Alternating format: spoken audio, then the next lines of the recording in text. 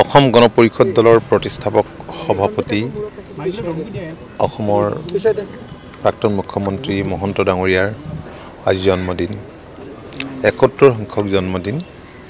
তেখেতৰ জন্মদিনত কেশৱ মহন্ত ডাঙৰীয়া মই আৰু আমাৰ কেইবাগৰাকীও সতীৰ্থই তেখেতৰ চৰকাৰী আৱাসগৃহত আহি জন্মদিনৰ শুভেচ্ছা জনালোঁ।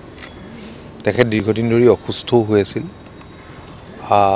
যথেষ্ট আজি সুস্থ দেখা পাইছোঁ, ভাল লাগিছে। আশু আৰোগ্য কামনা কৰিছোঁ, ভগৱানৰ ওচৰত আশু আৰোগ্য কামনা কৰি ভগৱানৰ ওচৰত প্ৰাৰ্থনা জনাইছোঁ। তেখেত দীৰ্ঘায়ু হওক, ভগৱানে সুস্বাস্থ্য দিয়ক, আমি তাকেই কামনা কৰিছোঁ। অলপ কথা পাতিছোঁ, বিশেষ আজি আৰু এই বিশেষ দিনটোত অন্য তেনেকুৱা বিশেষ টপিক আমি আলোচনা কৰা নাই।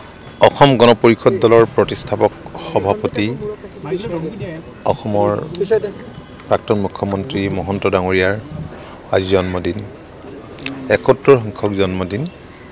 তেখেতৰ জন্মদিনত কেশৱ মহন্ত ডাঙৰীয়া মই আৰু আমাৰ কেইবাগৰাকীও সতীৰ্থই তেখেতৰ চৰকাৰী আৱাসগৃহত আহি জন্মদিনৰ শুভেচ্ছা জনালোঁ। তেখেত দীৰ্ঘদিন ধৰি অসুস্থও হৈ আছিল, যথেষ্ট আজি সুস্থ দেখা পাইছোঁ, ভাল লাগিছে।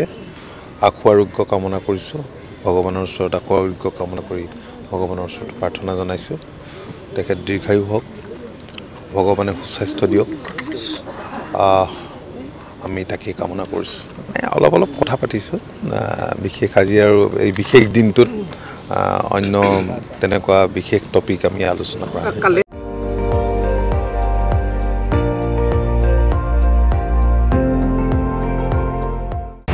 আপুনি চাই আছে ND24, সৰ্বশ্ৰেষ্ঠ নহয় সৰ্বোত্তমৰ দৌৰ।